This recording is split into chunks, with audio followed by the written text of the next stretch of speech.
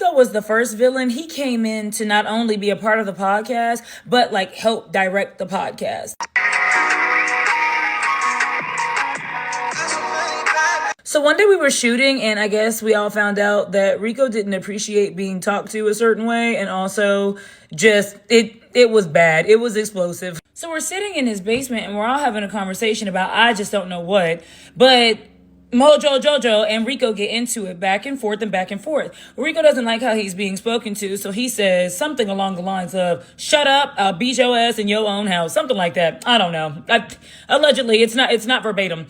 And then Mojo Jojo said, "Use your words." You love me and I love you. You're not worried about what I'm spending on the ring, because if you, my thing is, if we're going to come together, you probably don't want me to spend a lot of money in the ring because we're going to invest that in each other.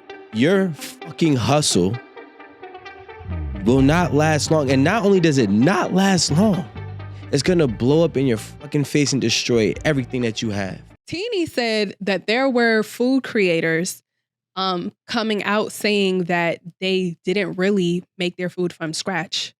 Teeny makes everything from scratch. So she was like, that's actually crazy that you guys were on here step by step saying this is how I do this. And it was actually like store cake.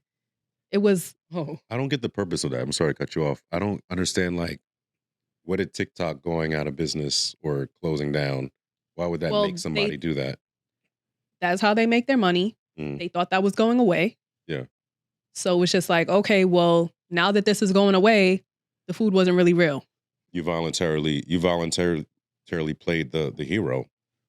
And that's just not life. Like, nobody's a hero all the time. And if you did that to yourself, then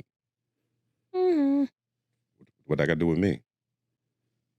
And honestly, those creators, I just say what's on my mind. Those creators on TikToks documenting their like entire lives. It is good to document your downfalls as well because it's more personable to people. I personally like the creators that show their downfalls. That's true. Like the crying? You watch the crying? Not specifically the crying. I don't like crying, but that's not what I'm saying. I'm saying like, all right, if you had a bad day and you want to document your bad day instead of the other 10 videos where you're talking about sponsorships and, oh, I'm going on this brand trip or blah, blah, blah. Like, that's what I mean. Yeah, but again, this is a curiosity question. Why do you want to watch somebody have a bad day if you know that bad days are happening between the videos that they're making? Well, yeah. Well, that is what I said, that it's more personable. It's not like I take enjoyment in being like, oh my God, this person had a bad day. This is the video I want to watch. Enjoyment, but I mean, I feel like there's a disconnect between reality and like this whole social media thing. And I think that there's a certain sector of people that actually get caught up and believe like that's real.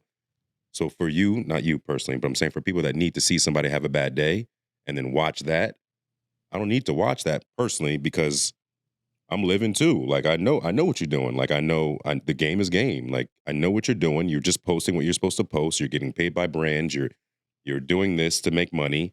Like you're on here. You're on an entertainment site to entertain. So outside of that, and there's also different creators as well. So there are people that specifically use social media as a platform to promote businesses, their business, other brands, yada, yada. Mm-hmm. So if that's what you're on the internet to do, then fine. I typically don't gravitate more towards those kind of creators. I like the creators that just come on and this is what I want to record today. And that's really the difference between TikTok and Instagram. Because Instagram, you'll find that way more. And people just get on TikTok and they're just themselves and they're funny and they're silly. And you believe that? I believe the whole thing's a hustle. Like you don't see the hustle. Like we are on the internet, on entertainment sites to be engaging and entertained. I do. I understand that. Okay. But on TikTok, I feel like it's a space to make money just being yourself. And you don't have to do that much. Okay. I don't be on TikTok like that, so, but I know it's an entertainment site. You better hurry up and get on. No, I mean, I just don't understand, like, I'm on some old people shit, but I think that's I can't sit there and watch, like, And these some these people don't dance really all day. some people really don't get TikTok, but when you're on TikTok and Yeah. you understand it, you'll understand what I'm talking about. Okay. She's like when you're young and you get the lingo. Like, In a nice way, right? and you're, I'm cool with it. She's like, you just I kind heard of I was old. unk status now. I'm an unk. That's what they say. it's like, just it's honestly So, just a you different. You didn't know you were? It's just a different vibe. Again, like I don't really. I don't think it has anything. I'm gonna send you do- something that's so hilarious because you just had that realization today. Yeah, I thought I was just like I was me. Like, oh, what's up, unk? Nobody's ever called me unk. I wouldn't be offended. But I mean, You like, know how they be like, "What's up, school?" You know, or like, "What's school. up?" Now you're pushing it because I know what school mean. Like school mean What? like old school. Right, that's what I'm saying. I think don't it's wanna just be old a school. no, but I think it's just like not yet, not yet. But that's not what Let I'm. me be unk. That I Not just too learned about. much. Don't let me be old school. But that's not what I'm saying. I just think that like it has. I don't know, being like an auntie or an uncle has become a thing now, right? Like, just like they be like, "Hey, big man," or "Hey, school." Like that's been a thing, but like being uncle status and still being cool, that's new. So I think that's why people are like, So Call- unk is cool. yeah. Oh, Somebody shit. got mad for being called auntie. Who was it? I get so frustrated with these men who act as if because they are not financially stable that they cannot take your hand in marriage.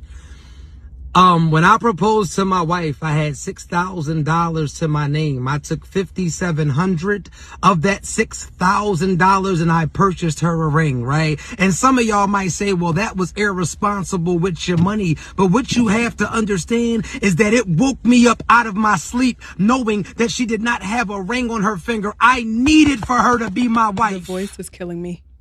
I needed for her to have my last name. I needed to have her hand in marriage. It literally kept me up at night. It fucked with my stomach. I wasn't eating right because when I met her, I knew immediately that I could not go any further without having that certainty, without having that reassurance that she was going to have my last name and I was going to be able to play a part in her life for the rest of my life. So I cashed it out and I got on my knee and I was just so proud and so grateful and so thankful. And that is why I upgrade her ring often. We've been married for 2 years. She's had 3 rings since then. And it's Wait. probably a lifetime more to go. How did he do it? If you love somebody, it doesn't matter if it's the justice of peace, if it's an extravagant wedding, don't let her go. Don't let somebody get your wife trying to play like you a boyfriend. Y'all don't think that he sounds like Dr. King? I had a dream. Oh, Like, I thought at least it was like 10 years. He looked too nah, young. Yeah, not 20. Not him. I refuse to speak and waste my energy on men with that mentality. That's all I will say. Wait, what was the hand? What was the hand, Rome? What You had a hand? question? You had a statement? Rico's gonna make me do it this episode. So again, just kind of going back to what we're talking about, like everything is a hustle, and there is a sector of women that's going to eat that up and be like, and then have the nerve to bring that back to their boyfriend and say, "This is what this man is doing," and I just see it, you know. And if it's a see-through hustle, then I ain't hating. Like, do your thing, and if that worked for you, and it works for your followers, and it works for your community or whatever, and it's putting money in your pocket, just keep doing it. But me personally, I'm not taking $5,700 out of $6,000. Well, let's not keep doing it. Let's stop doing that. I hate to bring this up here, but we're seeing what's happening with tonight's conversation, and that is the product of doing that, and it's not the real you. And that's what happens when you are not the real you on these platforms and you do all these things for a hustle. And now the problem is you will be fucking exposed at some point in time. And your hustle is fucked up. And the worst part about it is that you established a living off lying to millions of people, right? And that dude right there, he don't even come. I called Instagram up and I said, make sure people like him never come on my timeline. And they said, okay. So I gotta say thank you.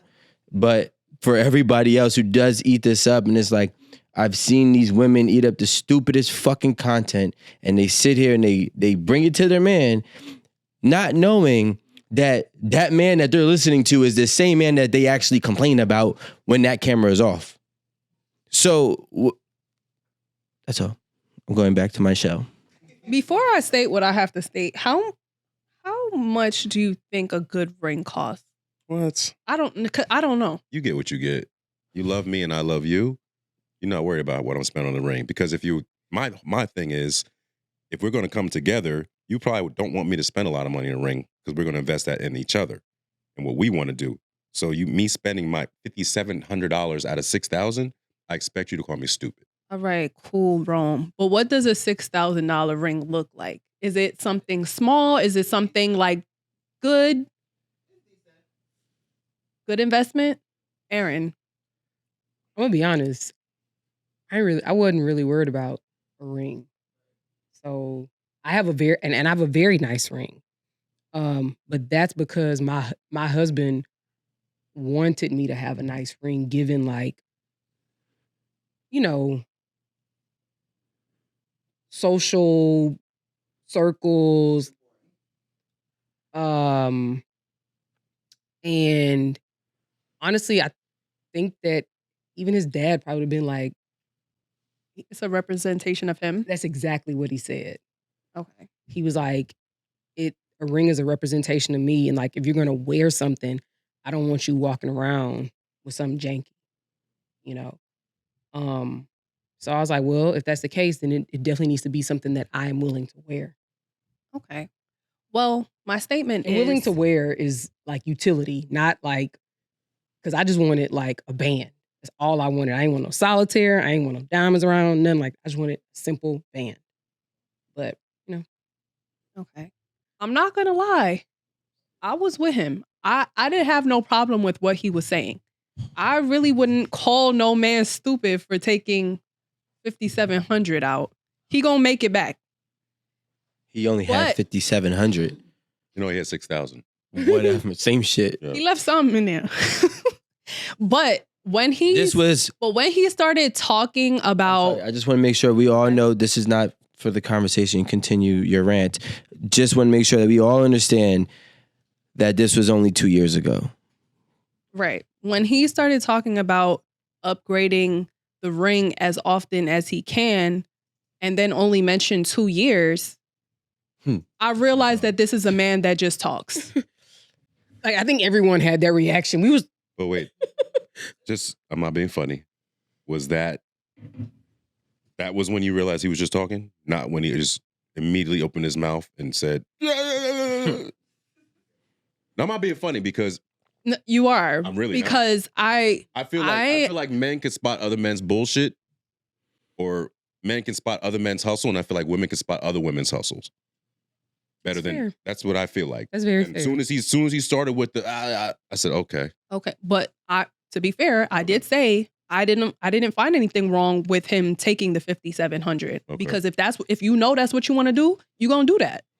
If you know you want to put a ring on that woman's finger and that's what you got, and you're gonna use what you got, hey, I'm not gonna call you stupid for that.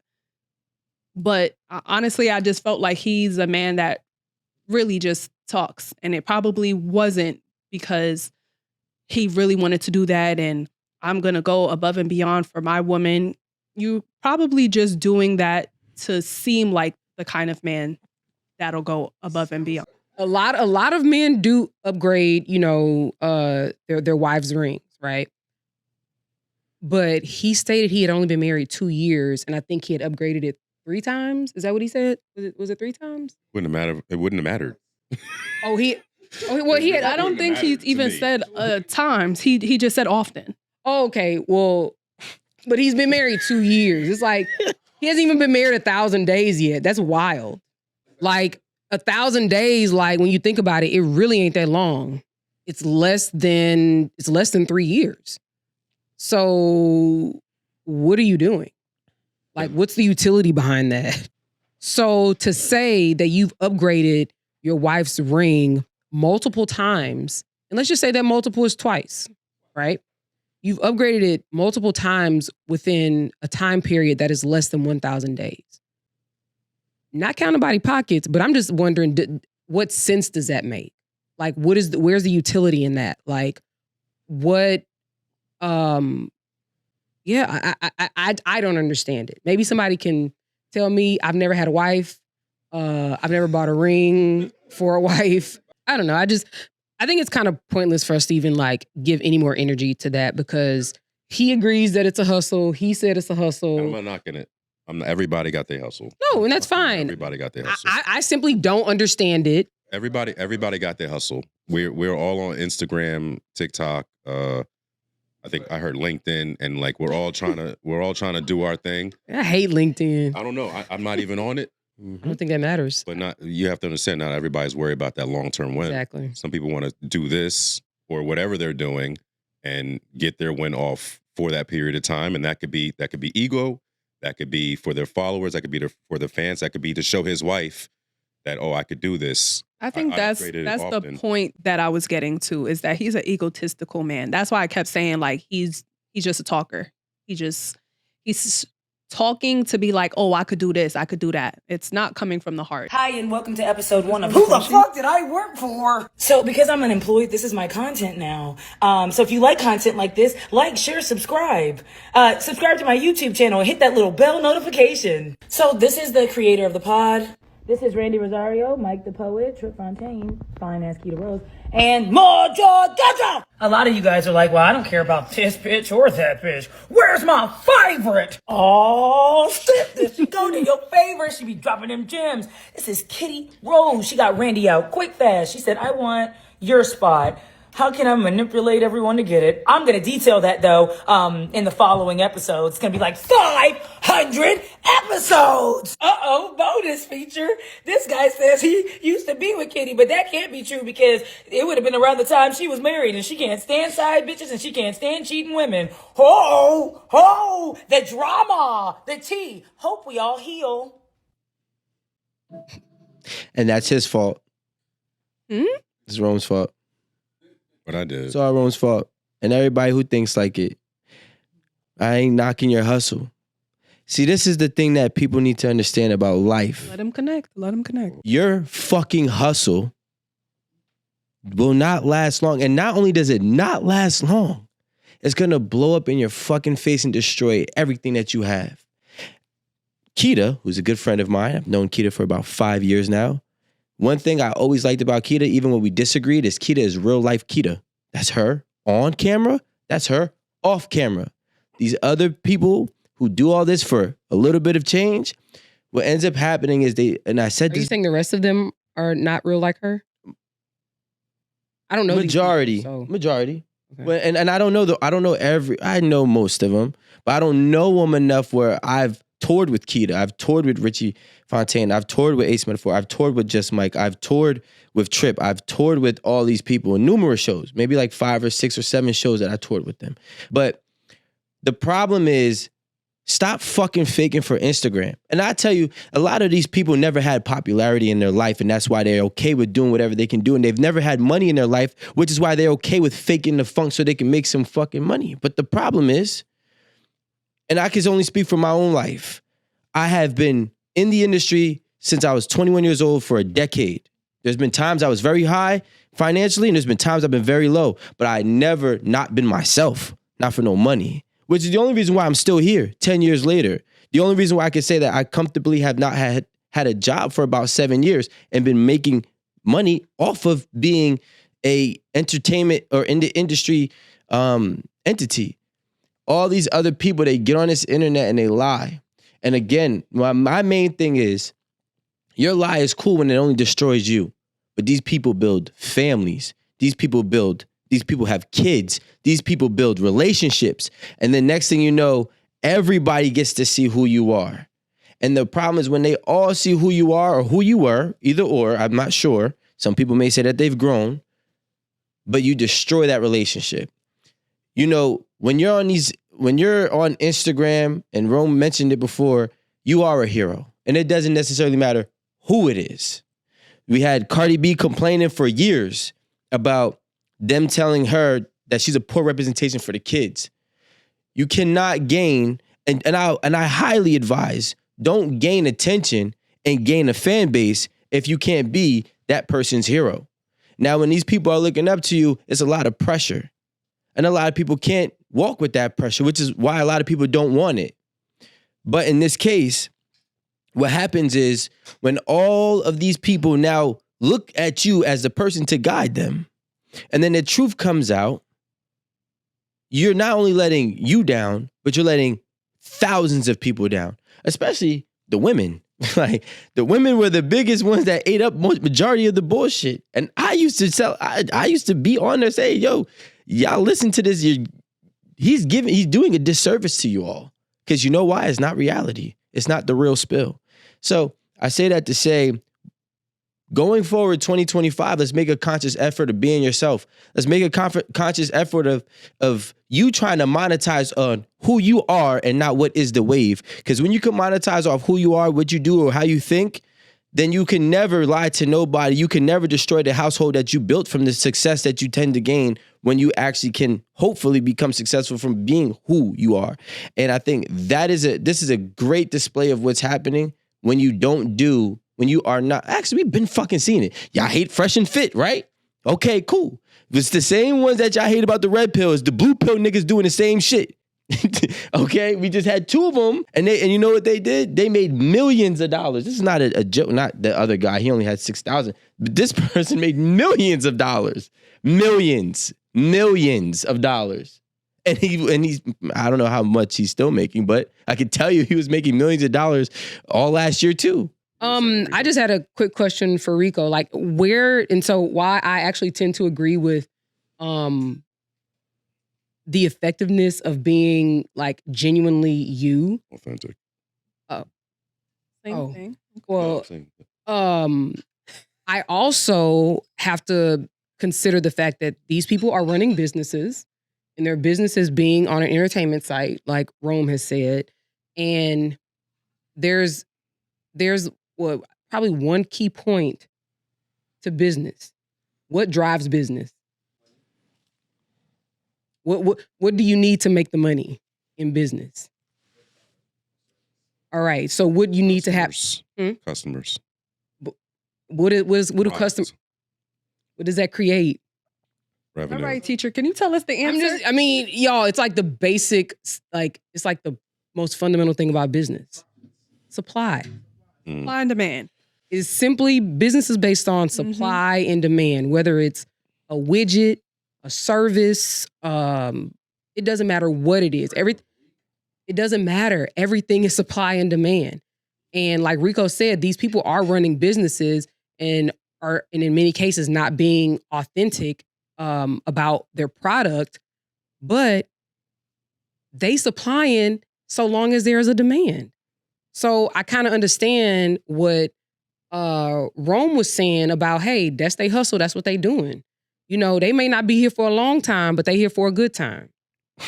And that's fair. If you're not thinking 10 steps ahead to sort of be dynamic and be able to change with the times and be able to stay on top of demanding a supply, then that's fair. When you burn out, and that's the end of it. I guess. I thought burning stars last for a long time, though. All I'm going to say is using that method, be prepared to lose because you will. That's all I will say. I don't know. You could last 1 year. You could last 5 years. You will lose. And the only people that win in this world, and this is from now, even from all the way back, is the ones who are real. Because those are the only ones who, when their card gets pulled, they're still going to check out.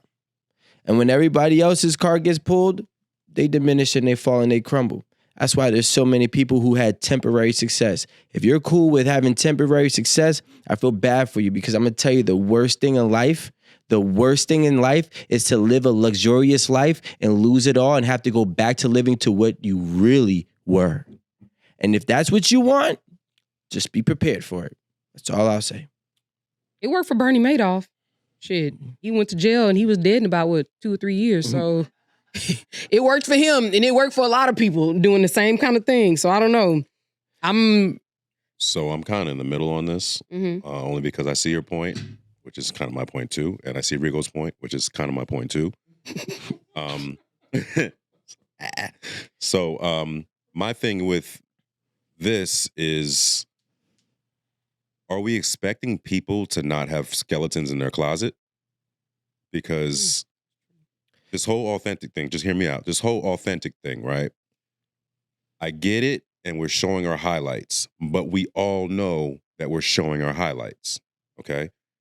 And I get it that, from what I'm gathering, she told a large number of women to do A while doing B. Is that where we're at with this?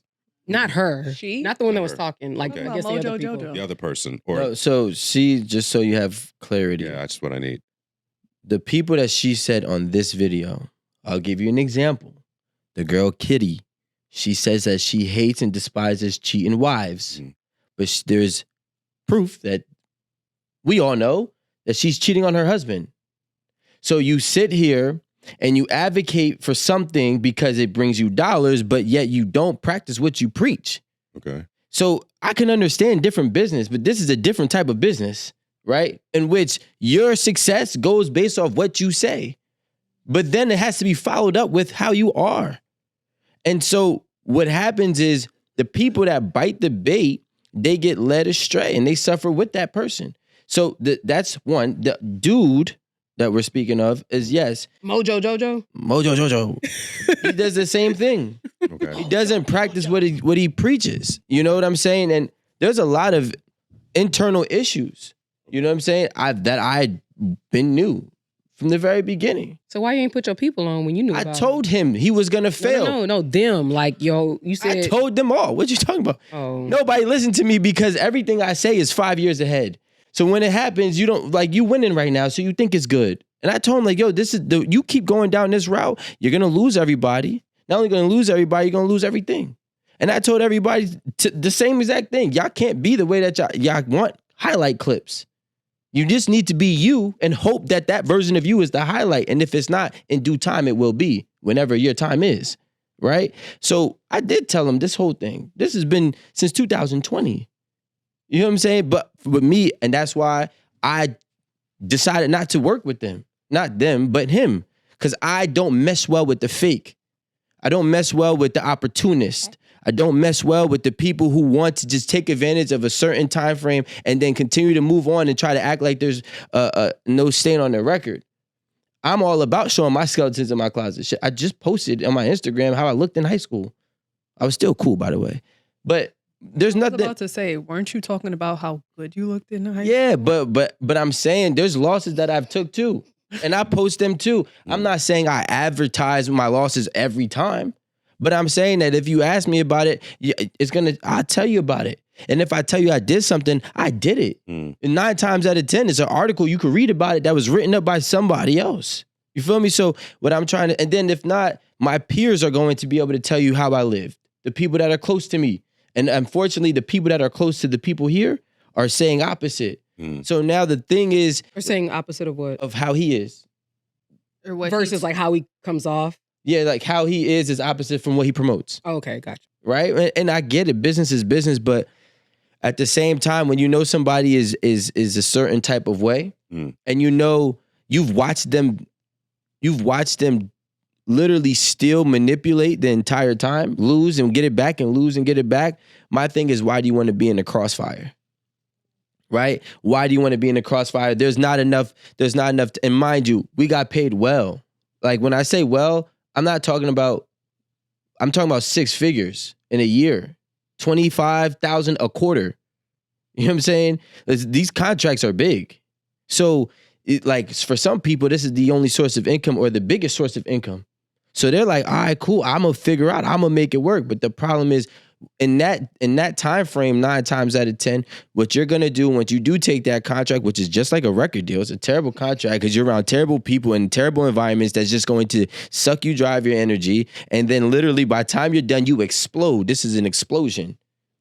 This is an explosion. People are leaving left and right. And now you have the people who actually try to, button it up and hold it together, now all coming out and saying whatever they wanted to say. And that's how you get situations like Diddy's. And I'm not trying to throw him under the ground, but this is it's always an explosion because it's things that, and maybe he didn't do it. This is all alleged, but it's always an explosion of this information. It's always something that is completely opposite from the person that they tried to be in the public because they never were that. This is always you look at a lot of people's downfalls, that's typically their storyline. It's always a contradicting at home or off the field life as it was on the field. So you want them to do their heroin in front of you? Yeah.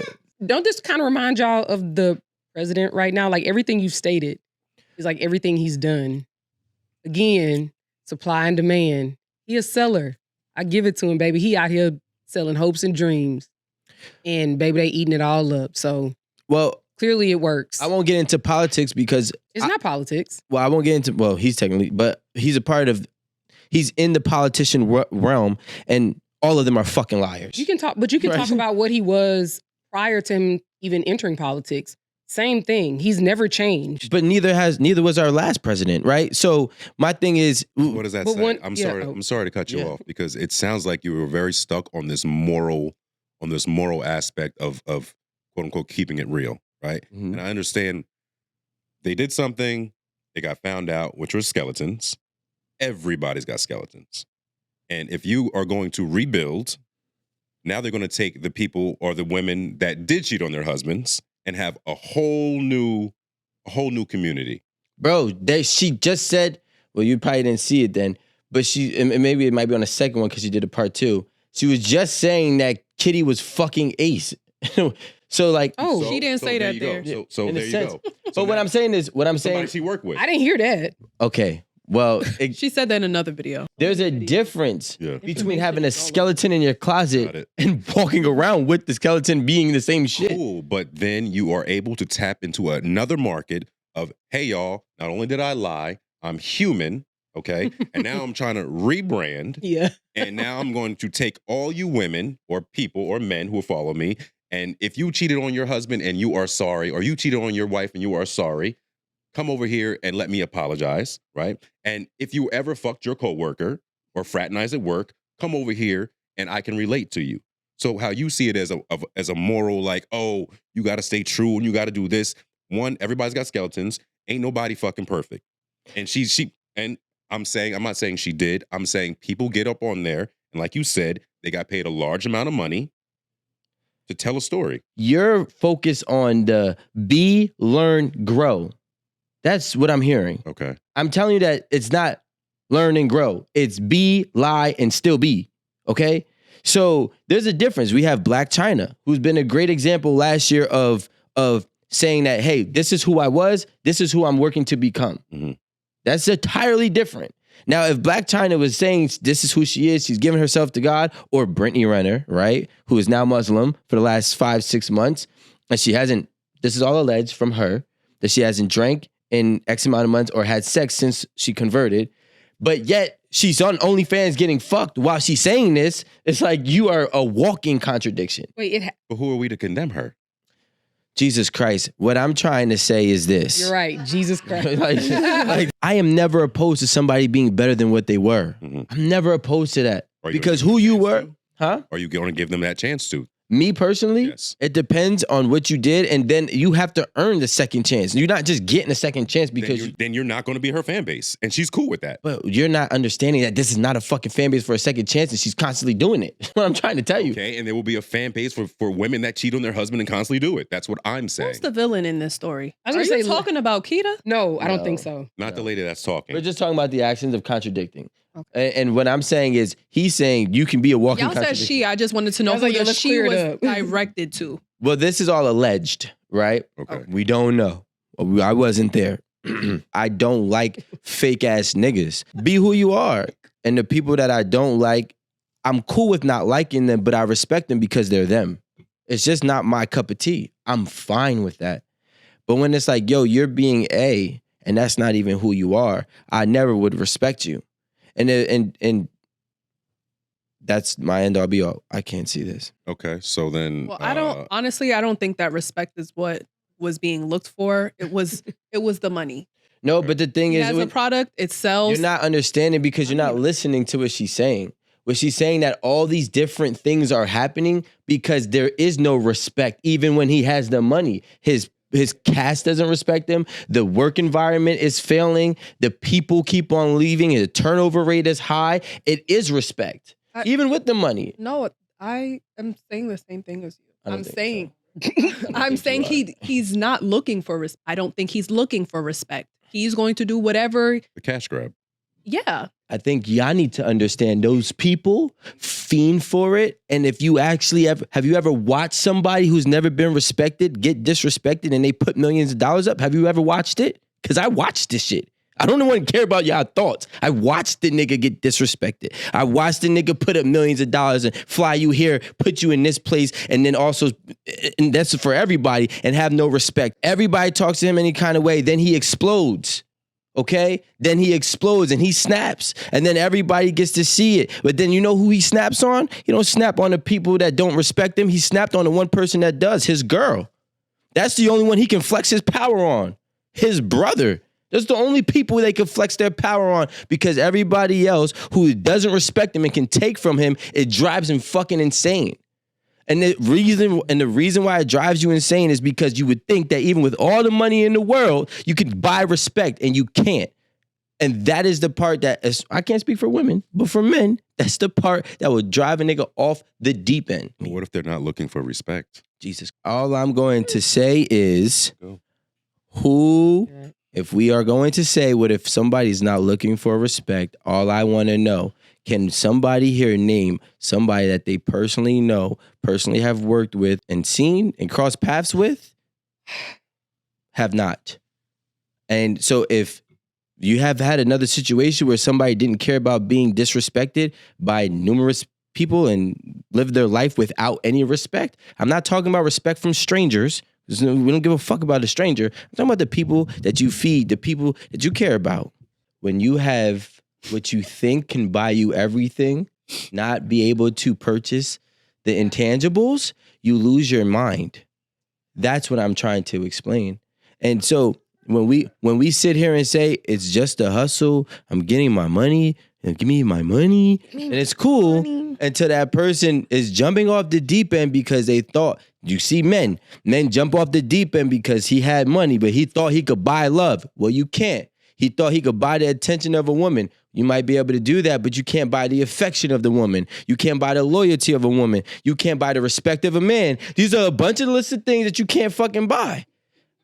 You know what I'm saying? And now, because of that, that same dude complains. That same dude does this, it becomes that, and then showcases that. And then you see everything around him crumble. What crumble? Cookie. Yeah, cookie crumbles, thinking about burning things. That's how I'm feeling right now. Like, right? A husband shoots his wife to death, a wife who he'd been with for 14 years and shares 2 children together. He then takes her body to the backyard, burns her, and then buries her body in a shallow grave. 39-year-old Kenneth Hardin Jr. shot 40-year-old Carrie Hardin, his wife, in their home after a domestic dispute. Now, Kenneth Hardin is a pastor, okay? And his wife is a nurse, but she also owned a multi-million-dollar nurse staffing company that she built from the ground up. So they were doing very well for themselves. On the day that he killed his wife, he called his father and flew his father out to Georgia, where they live, where this actually took place. It's alleged that he met his father at the bank, gave his father access to all of his financial information, gave him his last will and testament, and then ultimately confessed to his father that he killed his wife and said that he would be on the run. He then fled to Louisiana, where he was apprehended, but his father was the one who made the call to turn him in. Now, a friend of Carrie said that she texted her late that night and asked her if she could come over and spend the night with her. And a half. She was brutally murdered after years of hiding from others the domestic violence that she suffered. Advocates for victims of domestic violence hope others will hear this story and they will reach out for help. I never imagined that something like this would happen to Carrie. You know, it's like, no way. Carrie was too big for this to happen to her. Alicia Allen and Chastity Adams Miller are still in shock over their friend's brutal murder. Carrie Harden graduated from Fort Zumwalt South High School, became a nurse, and then built a multi-million-dollar nurse staffing business. So the most impressive thing about Carrie was she always wanted to improve on things. Carrie married Ken Harden, and they moved to Georgia in 2020. But there had been a previous incident of domestic violence. Kenny had bust out the window to the bathroom to get to her and chased her down the road with a gun. I asked her mother why Carrie never left Ken. She wanted to keep her family together, and she believed that he would stop, that he wouldn't really harm her. From the couple's home outside Beach, I sneak. So doesn't this kind of tie into what we were just talking about? Like the pastor fronting like he's holier than thou, and then ends up killing his wife. But he did say that his last will and testament was to give the money and stuff to his father and let him work it out. So sorry. They found him already? So the rest of the clip was they ended up finding him the same time they found the body, because the body was in the backyard, because it was a large property. It was in the back in a very shallow grave. So he said the first call they got was them finding the grave, and immediately the next call was they found him because he was down in Louisiana. They tracked him with a plate tracker, through the tolls and whatnot. So, Well, that's funny. Clearly, he hasn't seen enough murder mysteries. Right. First of all, Nigga don't know how to be on the run. no, but why do you have a shallow grave? I'm just saying. And also, when you bury a body, and he tried to burn it, but it wasn't fully burned. and he lived in the woods, and he couldn't burn a body. I mean, I'm not saying it like that's that, not but the point. Let's not get it twisted. You're right. It's not. Sorry. And you drove with license plates attached to your name. Not even a rental car. Even then, you got your license on that too. But that's easier to get around. You can have a fake ID. They found him in a motel. 6. Where they leave the light on Not for 7. you. Yeah. I don't know. I personally, my perspective on this is just, I think it's gross. I think that while it may be hard to get away from like an abusive situation, end of the day, like, yeah, you want to keep your family together, but you got to love yourself first. Because you can't provide love to your kids. And If you dead. yeah. I mean, you really can't. If you just so beat up or no longer with us, like, how do you provide for your kids? Like, what's the point of having stayed? What is your point? What did that prove? Well, Yeah. okay. Just looking at the video, going over the information, the point that he is the pastor.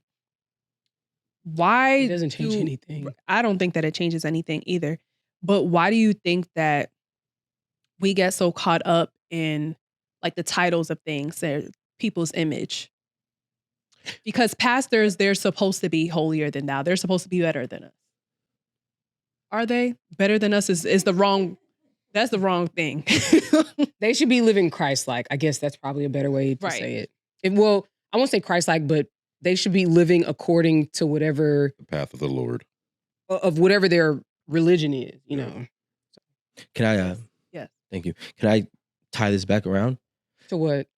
Respect.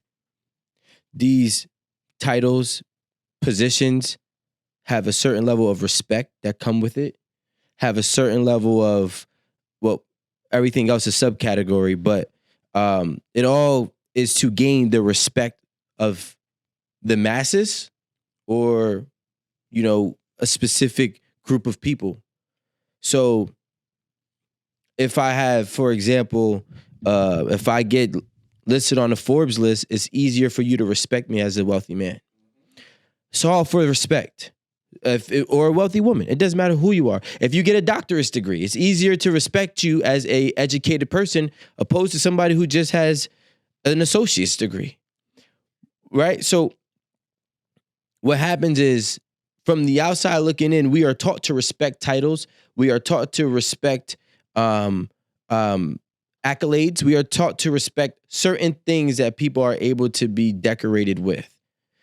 Now we have a pastor who typically would get respect from his church. I don't know what his household was like, right? He might have not respected himself. There's a lot of men who don't respect themselves because their woman makes more money than them, and that's why they're uncomfortable, right? He getting a bunch of tax-free money, though. He might He might. I haven't thought about it myself now. He and Reverend Renegade on these niggas. She clearly knows how to start a business and grow a business. She was able to make it profitable and well, I don't know if it's profitable, but make it $1 million business, multi-million business. So, I hate hearing situations like this because I don't think it's right, but I would love to know the details of what the root was. When that first situation, when there was a domestic violence call that was stated and he was running down with the gun.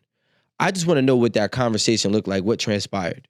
Because there's a lot of things that happen. Like we sit here from the outside looking in and you don't even know, like, imagine he was getting cheated on. And I'm not saying that's a reason, but it could be like things like this happen and then we only hear one side of the story. And it's unfortunate because she wouldn't even be here to tell her side of the story.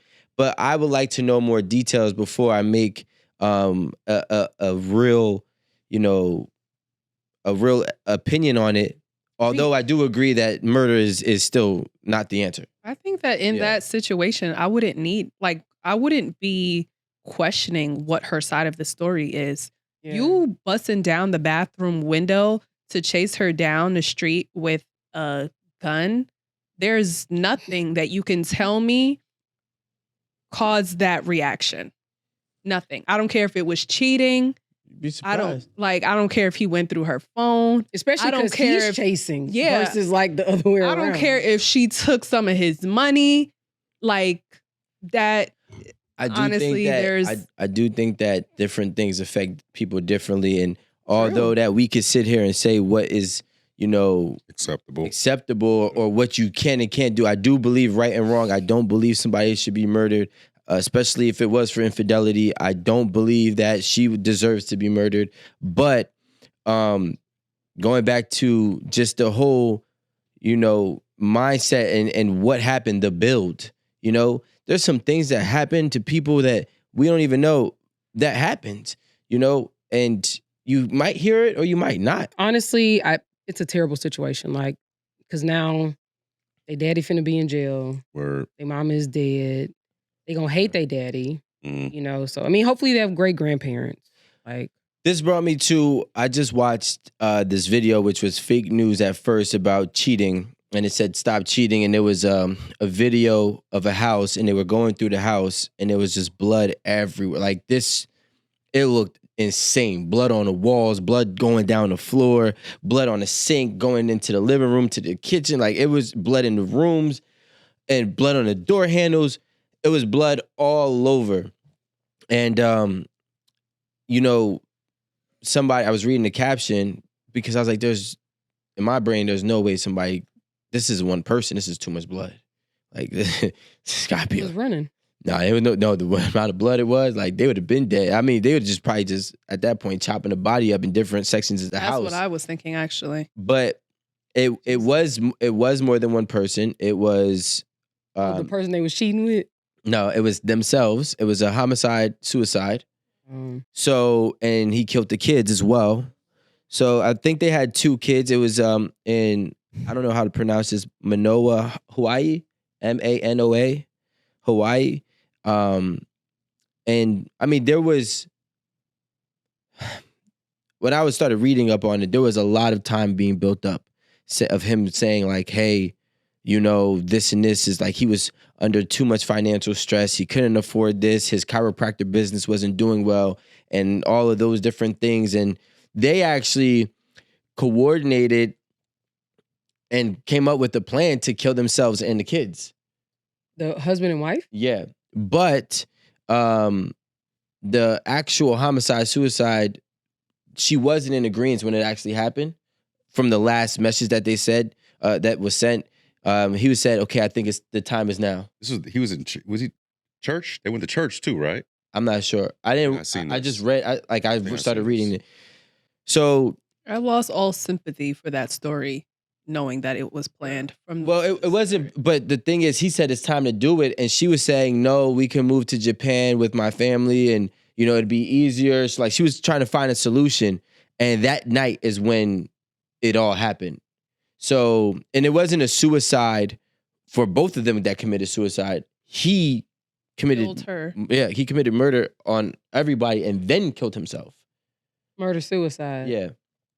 So it wasn't like that. Like, let's say if I It was supposed to be them together. Exactly. I kill myself, you kill yourself. But that's not what happened. He killed them all and then killed himself.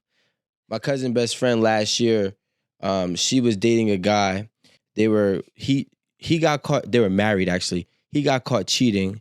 She threatened to leave. They got back together. He was cheating again. She said she was leaving. He refused, and I feel bad because his son was a really good football player as well. Like, that's how I knew of him. And, he picked the son up and he locked the son in a car and lit the son on fire. And then he Wait, you know the kid? I know the kid. I know all of them. Well, I don't really know the father, but the kid that died. Yeah, I know of the kid, and then my cousin's best friend is the wife, and Of the guy? yeah, Oh. and he tried to kill himself too and survived. So he did. So he killed his wife. No. He killed his killed son, his son. because he said, "I refuse to let another man raise my child." And that's like one of the, obviously it was a crazy ass situation. People are fucking crazy. Period. And But the moral of the story is to not cheat. It's go seek some help. well, I think That is not the moral of the story. Because you don't have to react. You don't have to you looked at me like I'm dumbfounded. You said the moral of the story is to not cheat, and then you said, No. it's not the moral of the story. I didn't say a word. I didn't say like, one word. Okay, wait. What I in the said East that metaphor? because when he described the video, you said the video of all the blood, whatever. yeah. You said that the caption said, Stop cheating. "Stop cheating." But it was never infidelity. That one. Right, but even if Hawaii people. Yeah, but even if it was, that's not justified for cheating. So the why I'm saying, that's why I said the moral of the story is to not stop cheating. Am I saying it right? Not cheat. Right, but when I said that the first time, he looked at me crazy. But sometimes it's okay. Whatever. Y'all understand? Maybe not. But Seek help. Stop killing people. So before we go to the next one, I just want to say about the last one, the two friends had said that her thing was to make everything better. He was already a pastor, so he must have felt that he was so close to God. So probably his ego was like, how can I get better than this? And get better than her? I mean, His to wife? her, like, Okay. like I'm already close to God or whatever. And then she might have put pressure on him or whatever. And he didn't have that respect, like Rico was saying, like, what more do you want me to do? And I'm not justifying it. I'm not saying he was right. I'm just pointing out that's what the friends of the girl had said. And they both already had money, so there wasn't like that problem. So either way, they were both wrong. Here's the next clip. And his money was tax-free. And his money was tax-free. So he Why might have had single women prefer Check to out date this video. married men. And this whole idea of, when you have a wedding ring on, it They acts love as, you, as a yeah. magnet. It does. That it works. It does. I've literally felt that. Yeah. It's like, Really oh, works. okay. And I think for some, I mean, it symbolizes that I can commit. Yeah. Maybe. Well, do you know what I found when I speak to women, and I have no judgment with my clients. They come to me and it's a completely safe space. So I meet a lot of women that date married men. And the main thing they find, the allure of a married man is essentially he dates completely different to a single man. And he's sexually completely different to a single man and way better according to their to their feedback. So what they say is when they meet men in the modern dating scene, they're so used to disconnected sex. They're so used to kind of hit and quit and move on to the next, and you don't know where he's at, and he doesn't know really how to please a woman because he hasn't had one woman who's given him honest feedback for a long time. Interesting. So when I date a married man, he knows how to treat a woman. His sexual performance is so much better. His emotional performance is so much better. His ability to kind of protect her is so much better because he'll check, did you get home okay? So weirdly, it's a better package for them. Research shows that single women are more attracted to men who are in relationships. Until you now, can't just get because that they're attracted to them doesn't mean that they are 24/7. trying to get with them. However, for the ones who do, there's a term for it. It's called mate poaching. For some people, mate poaching is far too risky. It goes against their morals, it goes against their values, so they'll never do it. And then for other people, they see it as a strategy. Research suggests that 10 to 20% of all new relationships start from mate poaching. And not only that, but mate poachers and people who are susceptible to mate poaching share a lot of the same characteristics. Mate poachers versus non-mate poachers tend to score very highly on the narcissistic spectrum. So then you might be asking yourself, how does someone entice someone who's already in a committed relationship into a situation where they're actively trying to leave their wife for a new woman? This can come in a lot of different forms, some that won't surprise you, like being flirtatious, direct advances, and then other things that might surprise you, like emotional manipulation, and doing things to undermine the current relationship. Because once a mate poacher hears a vulnerability in a relationship, they're going to exploit it. Any dissatisfaction that they hear from their target, they're going to use that as an opportunity to undermine the relationship. If this video resonates with you and you're interested in building better relationships, comment the word growth down below and I'll send some resources to your DM. That's why I love my side women. Yeah, send the resources. They're Is all he really? narcissists. I don't know. I'm just like Probably gonna send you a link to his ebook. You gotta pay for some. Depends on what word you put in his in the reply back. I mean, yes. It makes sense. I mean, shit. It definitely makes sense. It definitely does. The only thing is, like, I can see a woman being like, oh my gosh, he's so established and he can give me all this protection and all of this, blah, blah, blah. But then he's still going home to somebody else, though. So you love all that for what? Y'all sound confused. To me, personally, I feel like y'all say y'all want something and then... Can you say a woman and not y'all as if you're like talking? I'm sorry. I feel that... Because we y'all, me, Amanda, and Rico. Okay. I feel like women are constantly confused and y'all don't have a clue. How do you expect to get a husband or a loyal boyfriend while going after somebody else's husband or quote unquote unloyal boyfriend, and then expect him to do things for you that you don't want him to do to you? That's one. Two, what? Like, this shit just don't make no sense. It's like you that too? What? Yeah, two was like, what? Like, I never, it's confusing. And I always feel like in that whole wedding ring thing, this is my thing. Wait, the $6,000 thing? No. No. They said that the wedding ring is like a magnet. Okay. Oh, okay, I got you. So that's cool. But what if you are already the magnet? Did that make you a double magnet? Yeah, which means that you repel. Right? Don't two magnets repel with the same Only if they're on.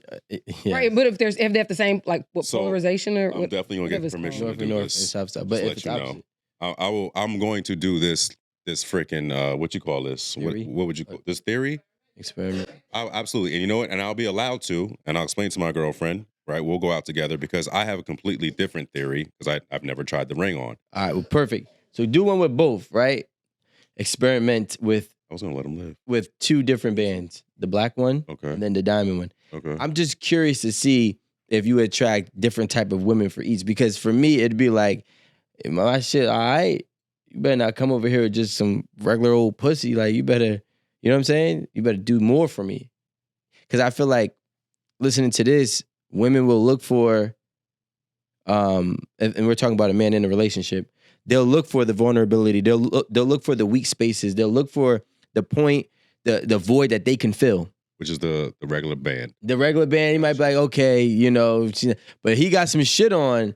They want you more. His wife might be spending on him too. You know what I'm saying? Like, okay. You feel what I'm trying to say? All right. No, I got you. I literally just proposed a theory the other day, and I was like, if you were out with your girl and she is just all over you or like, you know, showing you love, affection, whatever, I think women want to see that and be attracted to that. Like, why is she doing that with him? As opposed to like, y'all are out arguing. She was like, he looked like he wasn't shit. Really? I think it's the opposite. Like arguing ass niggas. Like, No, this look like an easy poach. Listen, when I was in, quick story, when I was in law school, matter of fact, I literally talked to this friend on the way here today. He's like part of our like law school friend group. He would be like, Erin, let's go hang out. Let's go eat some crawfish or something. I'd be like, shit, you paying? Ooh. And he like, I would hear him like talking to his friends like, yeah, it's just me and Erin up here. Such and such is coming up here to meet us. I said, I don't even need to be here if such and such is coming. They be like, hey, women attract women. So sit down, enjoy yourself, have a good time. We gonna have some drinks, eat and kick it. Like it's literally, I'm literally just there to, or whoever is wherever we're going. I think one time we're at like this restaurant called like Walk On, just popular in BR. And we're just hanging out at the bar. Huh? Oh, yeah, just hanging out at the bar. Just literally just like running jokes and probably complaining about professors. I don't know. But I'm literally there. And he said this straight to my face. I'm literally there just so like it will attract other women. I was like, all right then. Let me know if we linking next Thursday. It makes sense. I think women like to see men be able to be out with a woman and not be on top of her and not be like overly like touchy, flirtatious. So if I can just, chill with you, it allows her to think like, oh, well, he can just be chilling and he's not, like doing the perv, the creep. Yeah, he's not doing the most. Like he can have a good time. But unless women are into that, because if they plotting on you, then they're like, I like that in a man. Like, that's what if I'm saying. Yeah. If he's my boyfriend, I want him to be on me like that. So if that's the kind of man he is, all right, I'm gonna stand by. I'm gonna wait for that little situation to be done. I'm gonna poach him a little bit so I know what kind of man I got once I got him. I'm not saying for me. I'm just saying that's what they be thinking. I'm not mad. Like we had Oliver here on 8 at the Table, right? When y'all do No, that, I'm not. Oliver is dope because even though I could pick on him, we could pick 1,000 people. Don't could be come putting here and no pick on him. 1,000 people could pick on him, especially in the comment section. But he's still him, and that's the best part.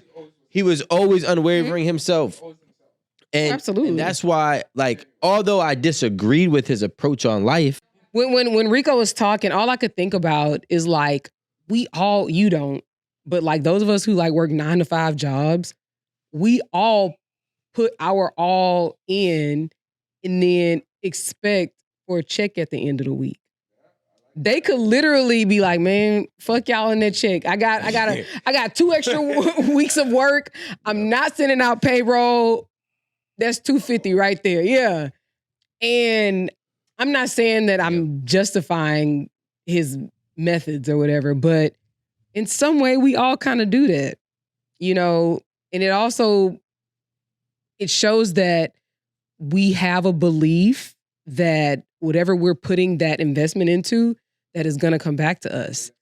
Because no, I know it's not true, but the point is that everybody that works a 9 to 5, which is the majority of this country, they all have that belief that a check is coming at the end of the 40 hours that they have put in.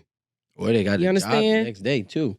Like, well, that too. Like you. That too. But the thing is that I don't know any job that pays you before you work the hours. Which is crazy to me, right? Because I always looked at it that way. Oh yeah. But I get why that's not the case, but it's not when you just think about it and you put it into like simple terms. Or even daily. It's kind of not, yeah, you're right. But it's kind of not crazy that he did that when you think of what we expend of ourselves at 9 to 5 jobs and expecting. We're literally blindly expecting that check is gonna be there. Yeah. I mean, my perspective is since I'm older, I've seen decades of like you have to keep working harder and harder and harder and harder. And who expects things to get easier? I don't know. Besides this generation, what's this generation called? 18 or older is Gen Z. Yeah, Z. Okay, so I'm just saying, whatever That's fair. generation is going on now, I see so many of the rules have changed where like you can't hit these motherfuckers anymore. You can't take stuff away. Everything is abuse. You can't talk to them a certain way because now they tell on you. So it's like, that's mad soft. You used to be able to say what you want to your kids because they're under your roof. Gentle parenting. Gentle parenting. That's Get what out they of here. call it now. It was ass whoopings and and shit talking. Yeah, that was it. And that's how you learn, because I think everything that's going on now is because, I'm not saying you should hurt your kids, but they're not afraid of you. Like that lady, she was like, oh my God, my kid kicked me and punched me. And I don't know if I sent it to the chat, but I sent it to my line sister's child. They went off. Yeah. Can you imagine? Hitting your mom. What's the Man, if I even had. What color were they? Oh, you know. You know the answer to that. Come on. I'm just saying, like, that is wild. Even just the thought of potentially hit my mama, even on accident when I was getting in trouble. I'm gonna say when I was getting a beating, because she was a world champion. But the thought of that just actually, it's actually repulsive. Because I already know what was gonna happen. I might have to stay home from school. now that no, like just you was all bruised. Yeah, up. I wasn't. No, you can't. I wasn't street ready. Or outside ready. I think it all depends on when you grew up. I don't think maybe Amanda, but for the most part, I don't think any of us were raised by parents that were we were allowed to doing get beat. any sort of gentle parenting. I see signs all over the little mom and pop stores. Only 2 kids allowed at a time, to a point where they got somebody, when school is out, they stand by the door. I've seen that. And they only letting 1 or 2 of them in. And all these little kids been congregating in front of. I'm like, God damn, it's like, relax. But I think it's because, well, I'm not gonna say I think, I know these kids are bad. But a lot of them have badass fucking parents. I don't think it's the ones that, like, as much as we see, I don't think it's the one that has the gentle parenting that's actually very respectful and patient with their kid. I do know that happens, but it's usually the one that got the badass fucking parent. The mom that's twerking, the dad that's smoking the Black and Mild and blowing it, and the kid sitting right next to him. Those are the ones that I'm seeing grow up and become, the disrespectful, the terrible ones. And some of them still get their ass whooped. That's the crazy thing. I think it's like they're emulating their parents' behavior. I feel like parenting makes sense. Back in the day was more of a respectable, or like when you were a parent, you carried yourself a certain way with your children and without your children. Nowadays it's like you have a kid and you can still, I need time to be myself, and I'm like, what like you're still a parent, so I think that's not being taken into consideration when these adults are acting these certain types of ways, and they find it funny when their kid is doing the same thing that they're doing. She twerking. What? Oh, it'd be the cursing for me. Yeah. See, cursing, I could low-key deal with, depending, like, I could deal with the correction process, right? But no, it'd be the parents laughing, like, recording their kid because, they just... Because the parents want to go viral. Look, I want to go viral off my kid, too. But I'm trying to go viral off my kid just doing what I do. Boundaries, perspectives, stuff like that. I work hard. I don't want to go viral off my daughter because she's twerking and she knows how to do the Glorilla dance. I don't even know if Glorilla has a dance. I'm just saying. Like, but that's the thing. And the boys are the same way. You know what I mean? Like, yeah, I feel like with Marie, it's easy for her to talk to her she kid. be manipulating them. Parents lie to their kids all the time. Nah, she don't lie. She manipulate. My belt is the manipulation. You know what I'm saying? If I say I'm about to get the belt, all shit stops. Pow, pow. Yeah, that shit. And then if they keep on pushing, them kids push your fucking limits. You be like, all right. And some days you let them get off a little bit because you're really in a good mood. But then you start that line, you get up, you start walking to the dresser. I start seeing tears drop. Oh, no. It's too late now. It's too late. I done gave you. Yeah, I was like, you done already got up. You done put it in your mind. You finna. I ain't gonna lie. Ain't nothing worse than getting that threat of a beating in the morning before school. Like your booty feel like heavy all day long. Your booty feel. Because you already know. Doing before school. I mean, I guess you did something and then you got to catch the bus. So you can't miss your bus, but you try to run. No, and no, you might be like, your booty heavy. Your booty feel heavy. See, I told you my mama was a champion. In real talk, I didn't even get the championship strokes. My brother did. Like, what are y'all doing to piss that lady off in the morning before school? Like, it was bad as hell. Fight, like I wasn't even bad. They were. Yes, they were. No. Arguing about shit. Don't look at me. My brother was bad. Shut the fuck up. Like, why are they just arguing over nothing? I don't even remember being that active in the morning. I'm literally walking around getting dressed for school like this. What are y'all doing? What? I said I'm walking around getting ready for school like this. I didn't say anything about drugs. Sorry. I don't know. I was just making a point that I don't know, maybe we should make beatings acceptable again. I got a D, right? And I got thrown through the walls. Crazy. I got a D on my report card, and I will never forget it. No, that's fair. Because So I got a D on my report card, and mind you, I was always an honor roll student. Every single, well, first of all, there was But you had a D. So no, Honor roll students don't be making D's. Nah, but that one semester, I said to my mom, I got it. I don't need you to check my homework. I don't need you to breathe down my neck. I'ma do it. Right? So this is the first time I'm doing this shit without being checked. She's like, all right. So I got that D on that report card. I cried all the way home because I knew. I already knew. Well, you lying about something because a D on a report card is different than having a D on a work assignment.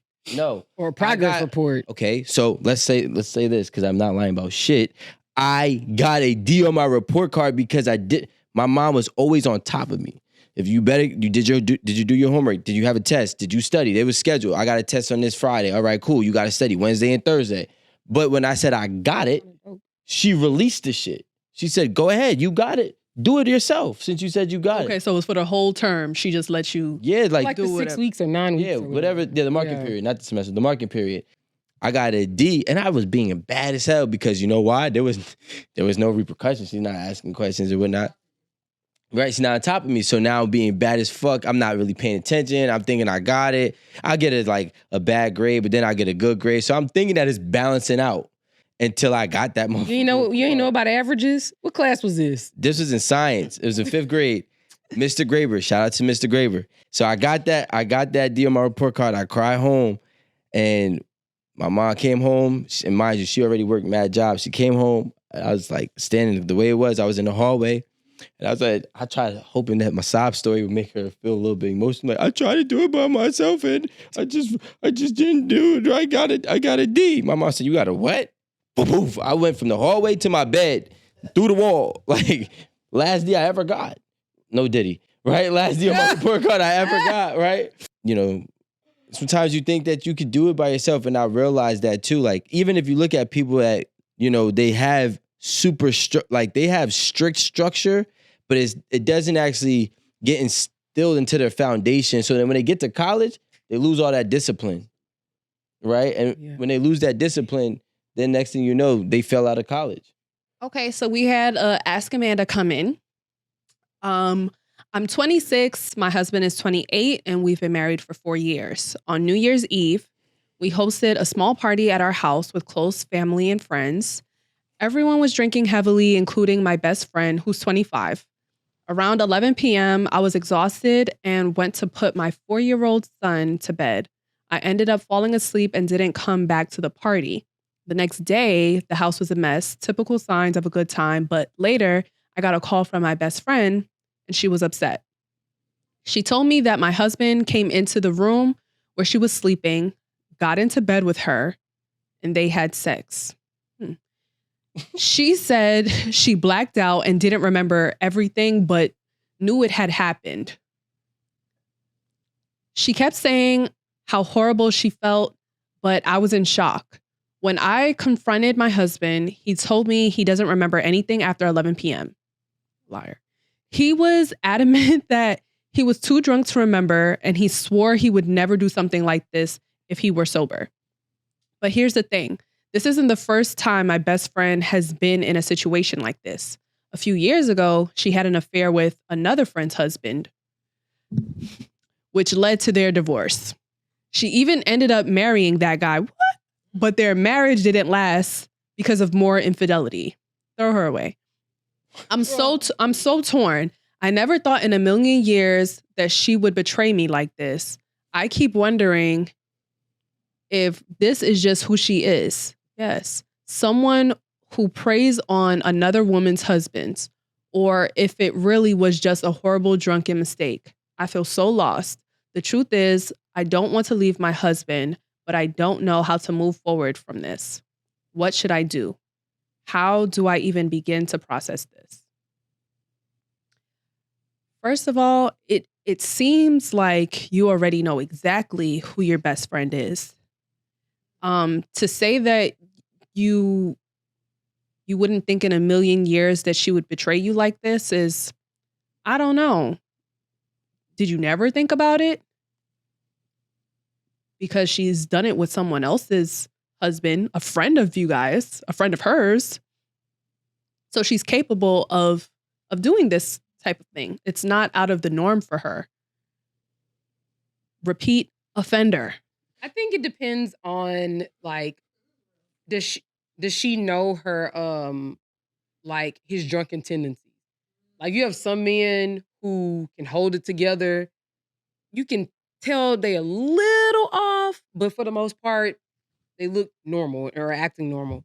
But then you have some people that black out. And I'm one of them. So like Right, but like does she know her husband to like get drunk and be flirty? Right, And that's what I'm saying. She has to know her husband. Like, is he the kind of person? Well, first of all, does he sleepwalk? Has he gone to the kitchen and taken orange juice out the refrigerator, and somehow it was on the like bathroom counter the next morning? You know what I'm saying? Fall into pussy? Is that what That's you're not trying to say? not what I'm saying. What I'm saying is that Making sure. like if you're that type of anyway, if you're that type of drunk, that means, and she knows this, however long they've been married, she knows the kind of drunk he is. So I think if he is that kind of drunk to do weird shit in his sleep, then I can see her being like, well, I guess it was a terrible set of circumstances. I don't know. But if it's like totally out of his character, like he's the designated driver, he stopped drinking at 4 drinks, like, all this stuff. If it seems out of character, then he also didn't really take accountability of anything. He just said that he doesn't remember anything after 11 p.m. Well, how can you take accountability if you don't remember? I don't believe that he didn't remember. Why? Because to be honest, the girl says she was drunk too, but she remembered that it happened. Did you just hear what I talked about? No, I do. I did, but I don't. I don't believe he didn't remember. I'm not saying like, he where did you wake up? Like I said, I've had one of those nights before. I don't remember shit. I miss moments, but I remember majority of it. But yeah, like there's like certain moments that I'm like, nah, I don't remember saying that. Oh, I was having a conversation with that person. No, I don't really remember that. But like hours long, just gone from my memory. That's never happened to me. It is possible, of course, that it's more than possible. It's very common. Like, I'm telling you, and I'm not just saying it because it's me.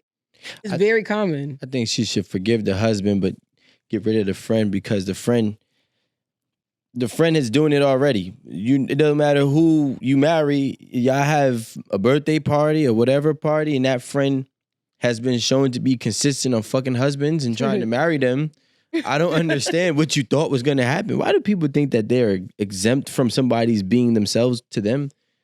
Because they haven't experienced it with that person. I literally never get that way. I would never see someone's flaws or like a detail about someone's character and be like, okay, well, yeah, that's that person, but they'll never try that with me.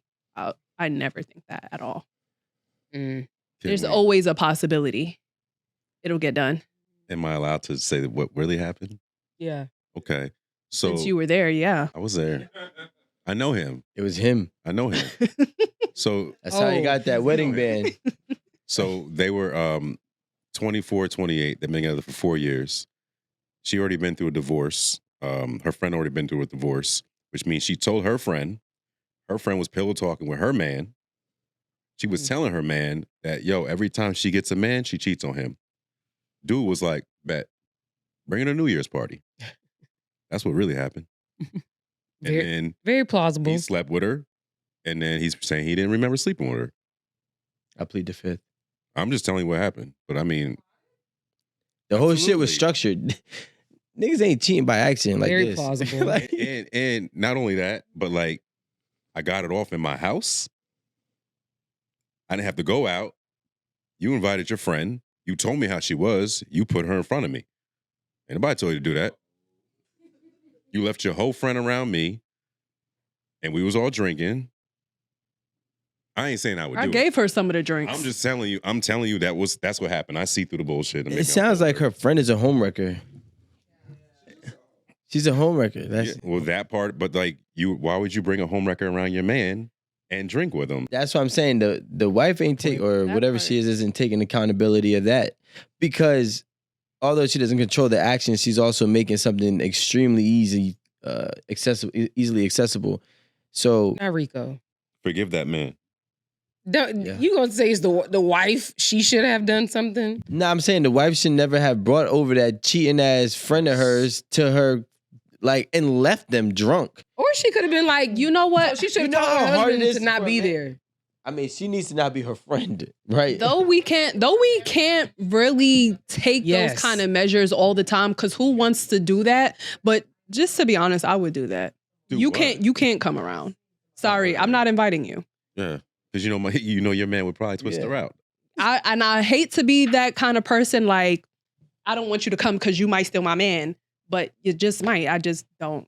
And that's why her track record shows that she steals. He was mad as hell. The whole thing. Oh, yeah, because she took the whole thing the last time. Yeah. I'm just saying. He didn't want her. He just wanted a little piece.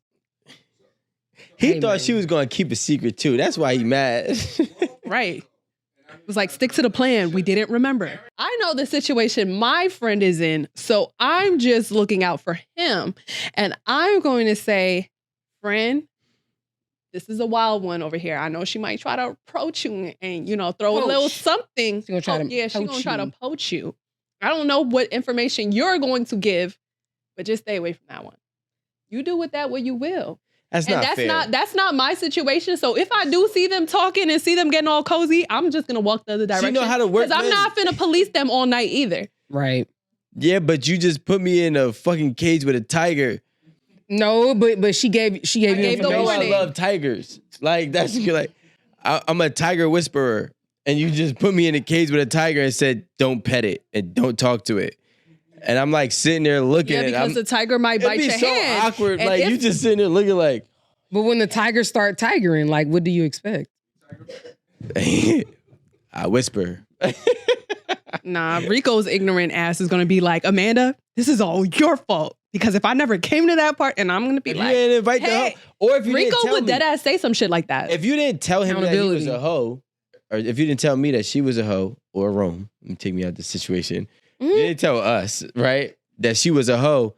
I would probably just it wouldn't even come to my mind, right, unless I was actively trying to do it all on me.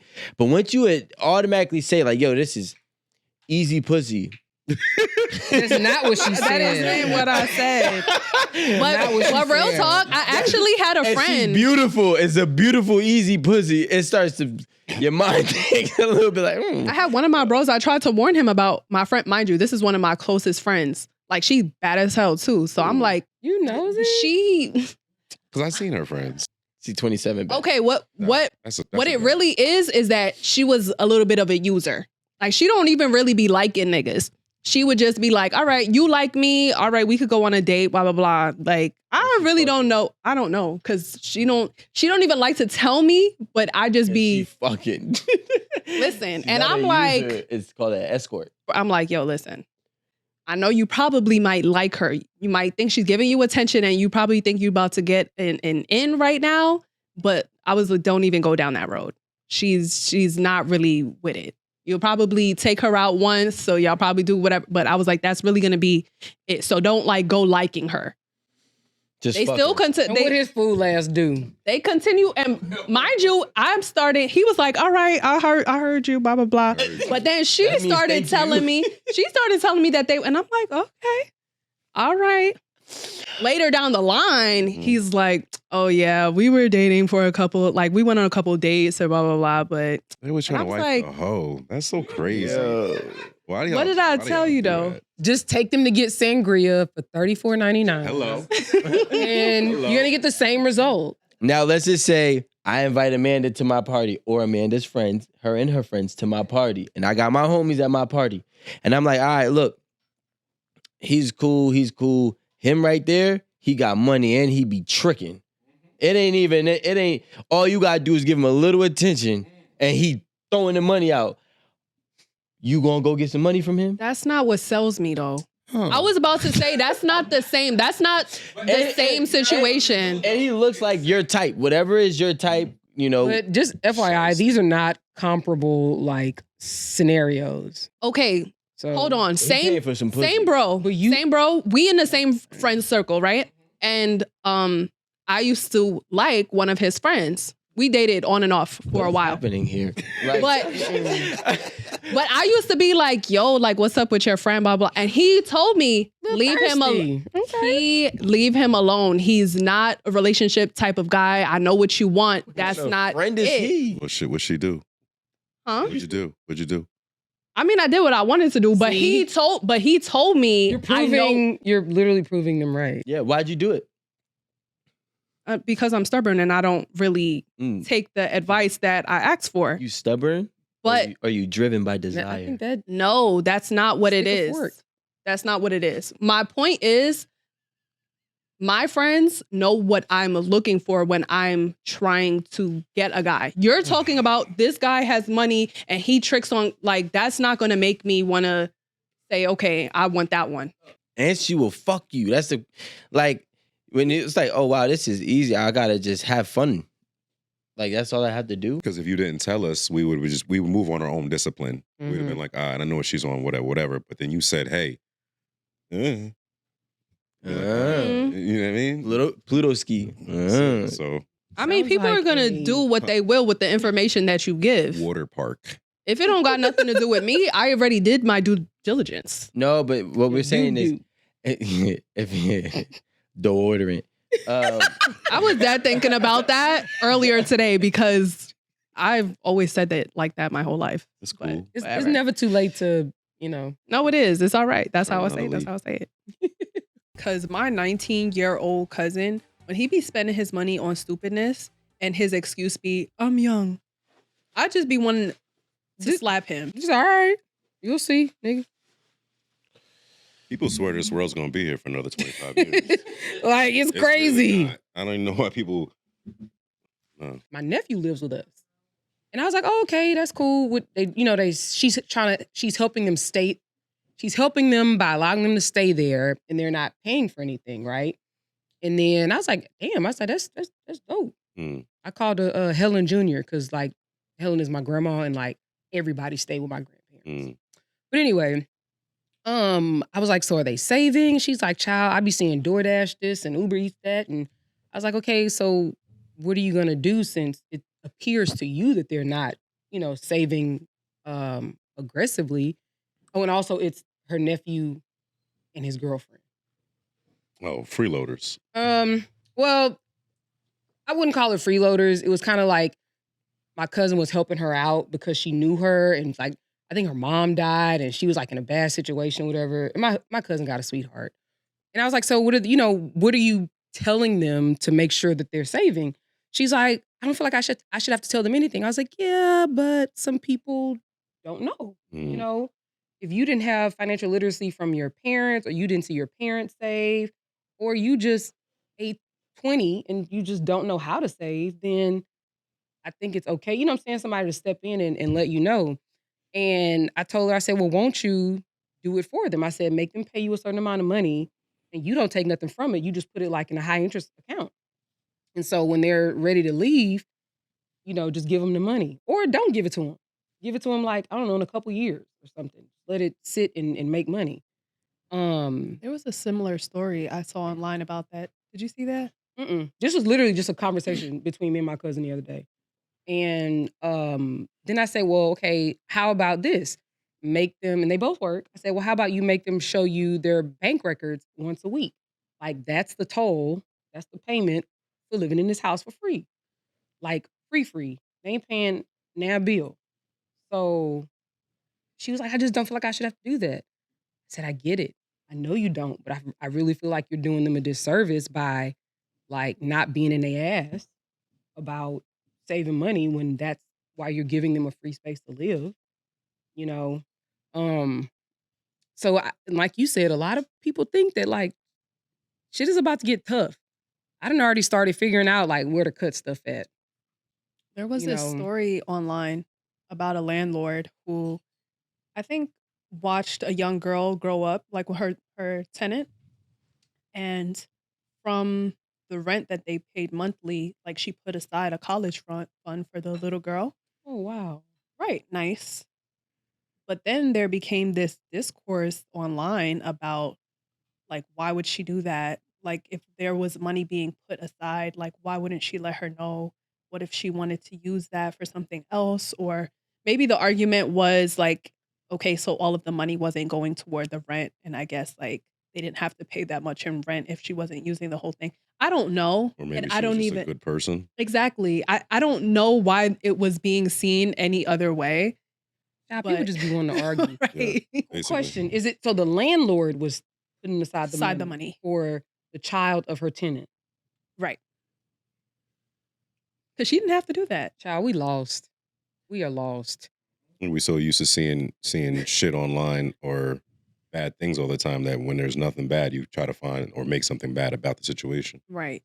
I mean, because really, the lady just could have kept putting that money to the side and kept it for herself and gave it to her dog or something. I don't know, or one of her nieces, or just somebody. And anybody whatever she commenting would have took the money themselves. They would have been, oh, thank Right. you. So they were just mad. How do you find the negative in that? People just so y'all. You know what I've made. I won't even call it a resolution because it's actually something I've tried to do like for a long time. Is just like not react to things because like growing up, I was a reactor.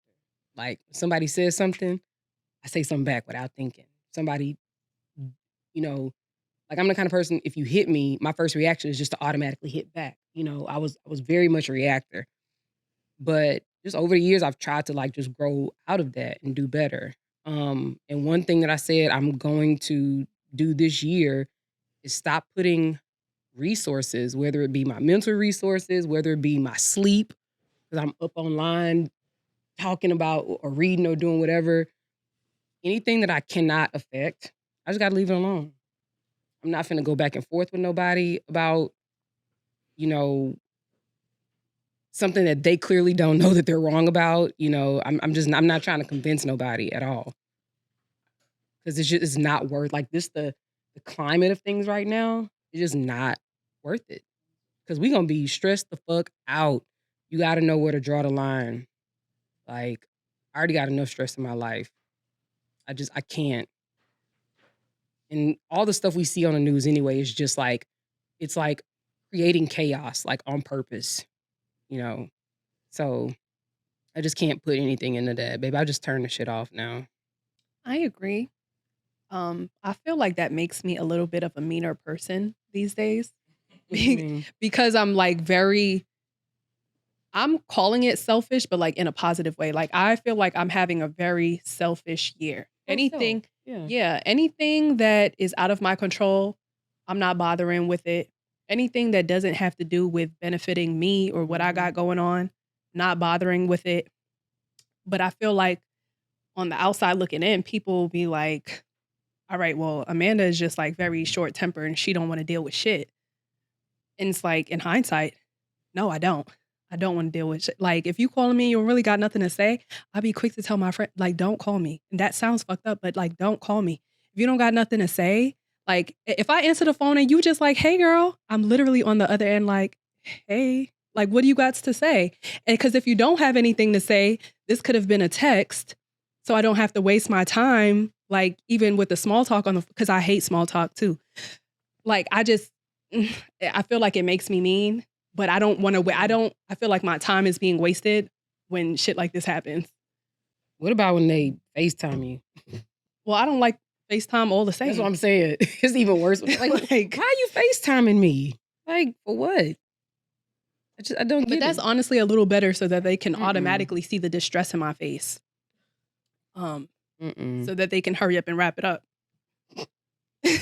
My friends be like, you okay? Like, you in a bad mood?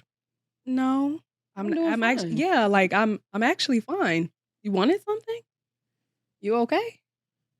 I don't know. Honestly, I think that's really just going to be the best way that I can manage my stress levels. This is like the first year you've been intentional about that?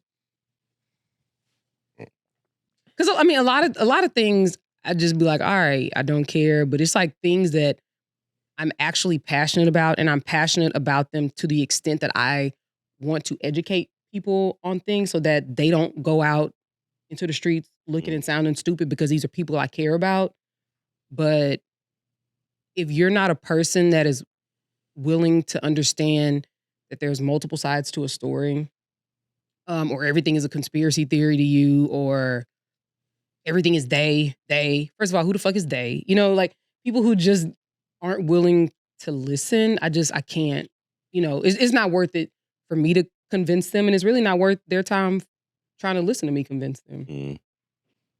So, and I can't change it. So I just gotta, you have a blessed day, baby. Yeah, you gotta get to the point where it's like I get it now. I get it. I feel like that's been my whole 40s. It's kind of like you just say, you got it. You know, because you could teach people all they want, but like if they're not going to act upon what they're learning, then it's kind of pointless. And then you feel like you wasted your time, and then you're even more mad and you started. So you gotta let people be people. Yeah. Also, you know what I also dislike? When someone asks you for something and then you're like, cool, oh, I can hook you up with this person, that person. I know somebody can do this. You know, like I can give you the whole kit and caboodle. And then, you know, you give them everything and then you call like, I don't know, follow up in a month or so on and so forth. Hey, did you reach out to? Oh, no, I ain't had a chance yet. Oh, I reached out, but they ain't hit me back. That's it? That is it?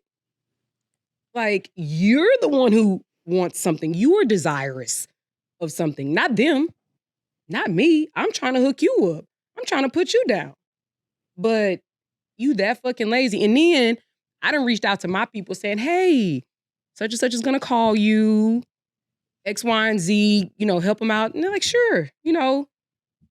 And then you don't call. So now you got me out here looking like a damn fool. I actually don't like to put myself in those positions, to be honest. I feel you.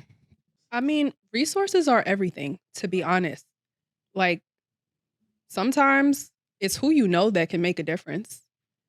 So if I have contacts, if I have resources that can help you out, but you steady playing a fool, and I know you playing a fool, I'm not about to attach myself to that. Nah, I'm good. I'm keeping my contacts, my resources, people who I deem to be professional with, I'm keeping that to myself. Yeah, because it reflects bad on you.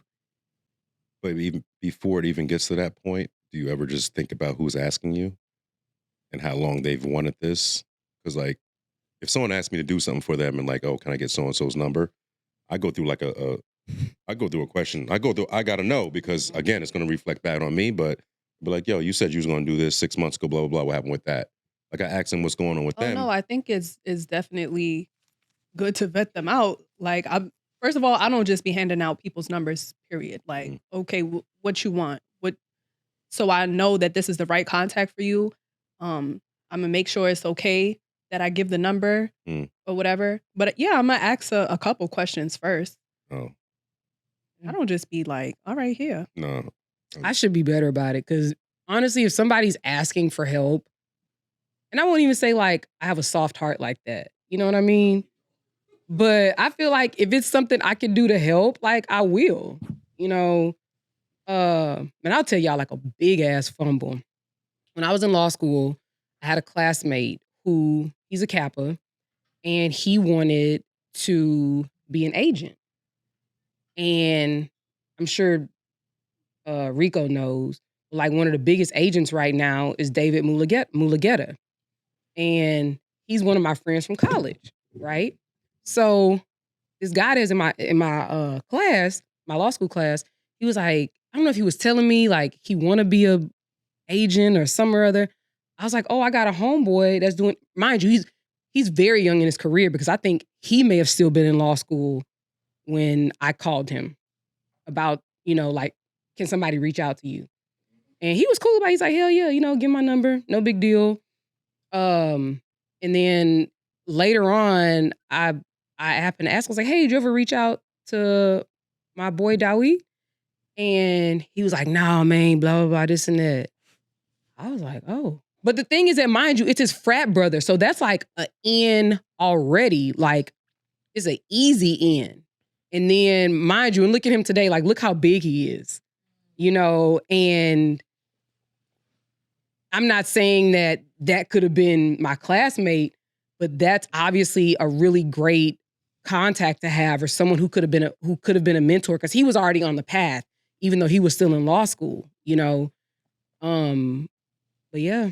Some people procrastinate, and even though they have a goal, maybe they just take longer to reach that goal. Maybe they need a little bit more push. Maybe they need a little bit more confidence. And that means you don't want it, though. Yeah, that's the thing. Right. They don't want it bad enough at the time.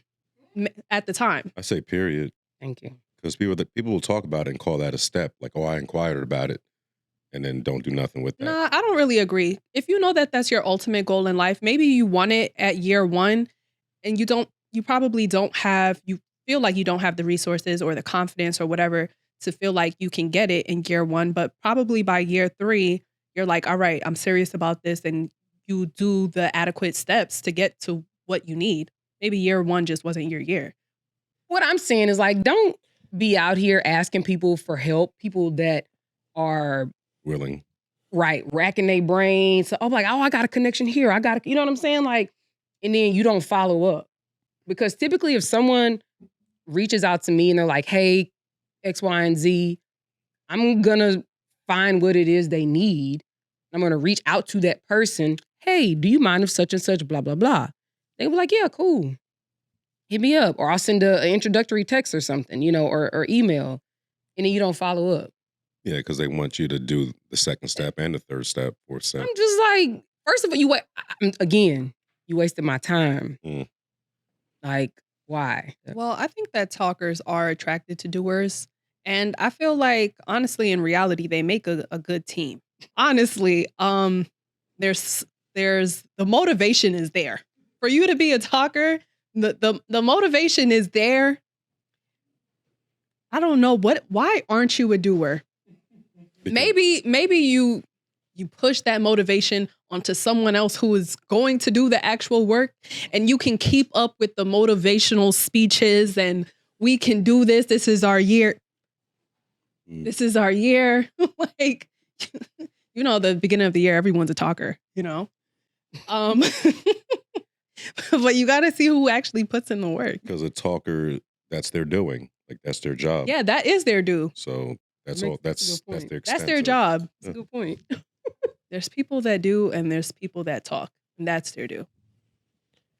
I don't know. I'm typically a person, like, I don't necessarily talk about things that I aspire to do. I talk about them once I'm in a position to do them. Or if there's someone who I know who can put me on something, maybe they're a mentor for me in that area, then I'll reach out to them to say, to pitch something like, I'm thinking about doing this. What's been your experience?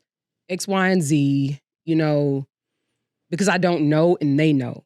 And, I'm hungry for whatever knowledge they have. But otherwise, I'm not telling anybody else unless they're some sort of interested party. And I think that people typically don't, right? So it's like people don't talk unless they know shit can be done. Because I can talk about something that I want to do, but unless I know that I can take the steps and actually getting it done, then I just seem like I'm a talker. Back in 2020, like I was doing really well financially with my cakes. So I felt like, okay, maybe I can look for a little spot. I can open up a bakery. And had I opened my mouth really to tell people that that's my next step, and then here comes 2021 when my business declined a little bit and I wasn't doing that well financially, then it would have been like, well, Amanda said that she was going to open a bakery. What happened with that? She was just talking. The panoramic? Yeah. No, but that's when I did the best, though. Right. During the pandemic. Right. So when that changes, it makes sense that. Well, correct. But still, just an example. Let's take pandemic out of it. But that's typically why people keep their goals on hush until they actually achieve them. Because people talk bad about you and they think that you're just talking, and they'll be like, Erin didn't even do what she said she was doing. Erin been talking about doing that, and That's how She they didn't say even it. do shit. Child, she just be talking. I know a couple of people I done said that about, so you're right. And that's why people just shut up. I actually do think that it's probably more beneficial. My uncle told me this. Because like he's the second kid under my dad. My dad's very much a recluse. Well, if he like you, he like you. Then he'll talk to you. But he's like a introverted extrovert, if that makes sense. And I was telling my uncle one day, I was like, yeah, I said, I think I have that bit of a trait from my dad.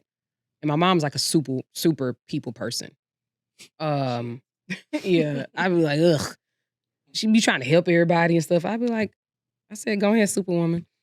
And I was telling my uncle, I was like, yeah, I don't really say a lot about what I'm doing or what's going on unless, again, I'm seeking advice from somebody who knows, who has some experience in it or who has information or whatever. And he was like, honestly, Erin, you need to get out of that shit. I was like, oh, okay. He was like, you never know what somebody may know. Just because it's not their profession, just because it's not something they do every day, it doesn't mean they don't know something. It doesn't mean they don't know people who know something. He said, so you really pretty much stop acting like your daddy. He's like, everything ain't a damn secret. I was like, okay. And the funny thing is like, I accepted that because he knows my dad. He and my dad are like, I think just 2 or 3 years apart. And they like as adults, like when they moved out, I think when my dad moved out at like 19 or 20, they had a house together. They lived together for like 10 years. So he knows my dad very well. And so actually, I do wish that's something that I would be better at. And I don't think I've changed very much because you never know. And it's an excellent point because you don't know. Like just because I'm talking to an orthopedist doesn't mean that they don't know about carpentry. And ironically, the orthopedist that we were close to, he was like, yeah, I'm kind of handy. Think about what I do all day. I was like, you know what? Damn. Makes a lot of sense, But again, I do wish that I was better at sort of like being open about things that I'm interested in or things that I want to do. I ain't saying to strangers. I ain't, people at your job, they be telling you their life story. I ain't talking about that kind of stuff. I'm talking about like, I don't know, maybe just even like amongst us or like in professional settings or not work professional, but just like professional settings. So, hey y'all, I'm starting a cake shop, like I don't know. So I literally have no idea. I'm actually bad at that as well. Well, they say the dumbest question is the one unasked. So you should always... Oh, no. I always ask questions, but it's more so... I believe that. I'm not forthcoming about like things that I want to do or that I have a passion about or that I'm interested in or whatever. And because if someone hears that, they're like, oh, I got a homegirl that do X, Y, and Z. You know what I'm saying? Mm-hmm. But questions are like, if there's a dumb question, if they say a dumb question, most likely I'll ask. Let's introduce the new segment. Tell them what we gonna have. Show me your thumbs, though. You got to introduce like this. I think maybe somebody else should introduce it, and then I'll come in. I'll do the cat paws. Somebody else got to do the thumbs. Cat paws? You ever seen the orange cat that just types real fast on the keyboard because he's mad? Mm-hmm. Okay, so this year I ate at the table. What? You was being funny just now? No. Okay. I got you. I'm sorry. I wasn't. I got you. Okay, so what we are introducing now at 8 at the Table is a new segment called Thumb Thugging with Erin the Renegade. Woo, woo, woo, woo, woo, woo, woo. And what the segment typically is... So everybody, well, I don't even do it that much anymore, actually. But like when I first used to I used to read the comments, right? And people would say certain things and I would have to respond. Sometimes you came with a pencil, I came with a knife. Like, you said something stupid, I said something most stupid. And so I would always say like, we watch the comments, and a lot of y'all wouldn't say that shit to my face. And y'all wouldn't say shit to anybody on this couch's face. You know, there's a few of y'all who may, and I can respect that. But the majority of people are not.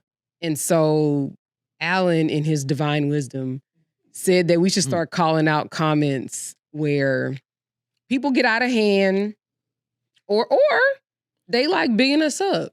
You know, they may agree with what we're saying. Let's not forget though. Even though it may be an unpopular opinion. Mm-hmm. But for the most part, it's some foolishness in the comments. So that's what we going. So this is from a episode we did a while ago, and I think it got reposted as like an old school episode. It says, do you bring more life skills to the table if you earn less than $50,000 a year? And this was a conversation that Rico and I were having on the show. And Mr. Dream 7373, he actually follows us. Like, I see him commenting a lot. He says, if you make $100,000 or less, you shouldn't even be dating. Hell, you can't afford to date. And so I've said this like multiple times, especially even in that episode, where I feel like if you're not in a financial place where you can date and not necessarily penny pinch or be worried about, you know, what am I going to have for lunch tomorrow because I went on this date, then you probably shouldn't be dating because one, you haven't learned how to budget to go on a date. Like our friend Rome here, he has a spot that is $34.99 and he says it hits every single time. Easy too. So, you know, if you don't have the sense or the imagination to like figure out how to date well, but still date cheaply or on a budget, then I kind of agree. Like, you don't need to be dating. Get your money up. Like, things cost too much. Yesterday, eggs, $7. I don't care how many $100,000. If your eggs are $7, $100,000 is not enough. If your gas is $3.93 per gallon, $100,000 is not enough. If your property taxes are 1/4 of your like mortgage, like you can't. Oh my God! Like you shouldn't be dating. It's not enough. Like $100,000 is not enough dollars. Like, just think about it: lights, water, gas, internet, 1, 2, 3, 4 streaming services. That's pretty fair if we're not going to say cable. Car note, car insurance, cell phone, home insurance premium, health insurance premium, car insurance premium. What else? All of this. There's like 15 things right there. You think that little $100,000 is going to do something? It's not doing much. I'm sorry. Like, and again, I'm saying that from the perspective of being up here on the East Coast. In Houston, I think you could probably get away with it. But not for too long because everybody's moving there and it's driving the shit up. And it's problematic. So please take your asses home. And I know somebody gonna say something in the comments about that. Don't give a fuck. But anyway, I'm sorry. And it's just not enough. Like, things cost so much because there are some things you can't trim the fat on. You have to have car insurance, especially up here. You can ride dirty in Texas. Up here, like if your insurance lapses for more than 30 days, they driving them there. They suspend your license. Like, how are you getting around that? It's cops everywhere. They trying to get their money, so they definitely gonna be pulling you over. Like, I'm sorry. $100,000 is not a lot of money up here to survive when eggs cost $7. Most people can't even cook. So you eat out every day. They could get some cheaper eggs, but I don't need y'all to go buy them out. I'm a baker. I need that. I know where they at, but I ain't saying it either because they all at the store these days. They used to be my spot too, but everybody there now. Just don't let me be somewhere and I'm trying to like waste time. I'm just trying to keep myself busy. You gonna get a fucking diatribe. But anyway, successful couples save, budget, and plan. This is why they survive recessions and build for retirement. Plexio, hey there, Plexio.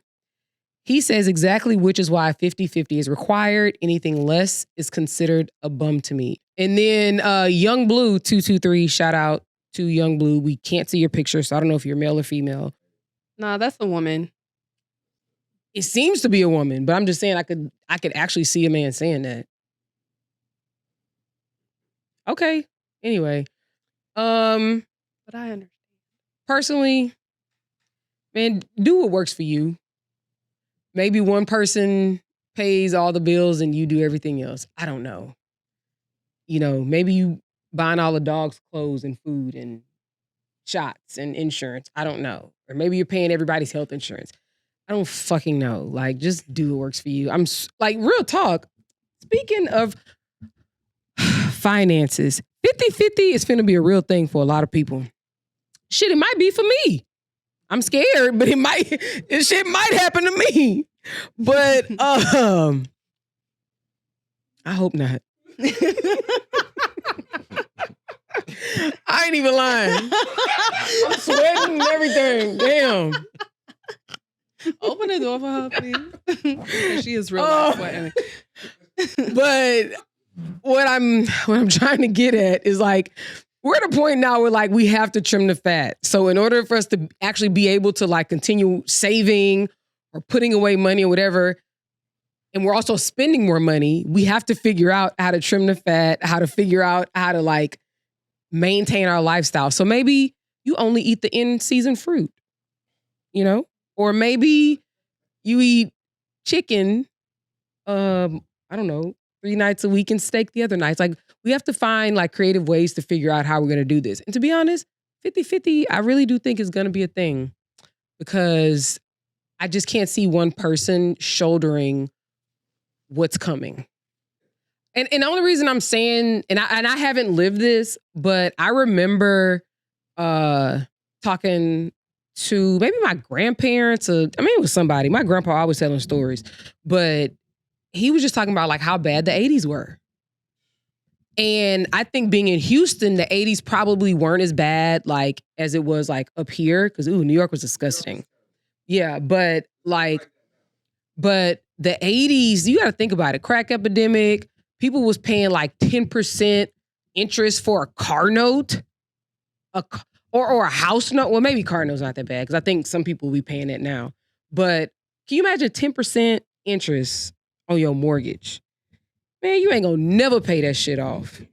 Like, and the thing, they didn't have, so they brought back 40, or I think they brought back 40-year mortgages. Now that you think about it, back then, they didn't even have 50-year mortgages, I don't think. But they had 10% interest rates. Man, that's crazy. I'm sorry, ladies. Some of us might have to do 50-50. Whatever last clip that we had, I don't even fucking remember what it was about, but someone reposted it and made a whole paragraph. And like this is not what the conversations usually are, because they don't have smart women on like having these conversations. So Alan proudly reposted it, and I'm reading, and I'm like, okay, but who not smart though? And he's like, oh shit, I didn't even peep that, deleting now. Mind you, she had it so that nobody could respond on her story. Like, she took her comment section off. Ugly heifer. Like I said, a lot of these people wouldn't say that shit to my face or yours. So I said it. I'm like, I'm telling you, I don't have a damn to give at all. It's not even a fuck. I don't have a damn to give. A damn is lower than a fuck. Guys, thank y'all so much for tuning in, for listening to us, our complaints, our jokes, our rants, our opinions and perspectives on things. We really do appreciate it. So yeah, let us know if y'all like some of the new format and stuff we doing. Let us know if it's lame or not. If it's lame, we still might keep it, because who the fuck are you? Hello. But just let us know. We would like the feedback. Feedback is always helpful. And that'll encourage you guys to comment more, since we've introduced a new segment. Your comment might be read on our episodes. Absolutely. Make sure you got a picture so we can see what you look like if you're going to talk shit about us. Because you will get, somebody said y'all call it cutting ass here. I've never heard that. In maybe not Jersey, but in New York. Really? But you will get roasted. Yeah, niggas gonna cut your ass. Roasted. Like it's Memphis, Tennessee, baby. Crazy. Like, they are real about they shit. Oh my God. The best in the business, for sure. But anyway, we appreciate y'all. Peace out. Good night. Thanks for supporting.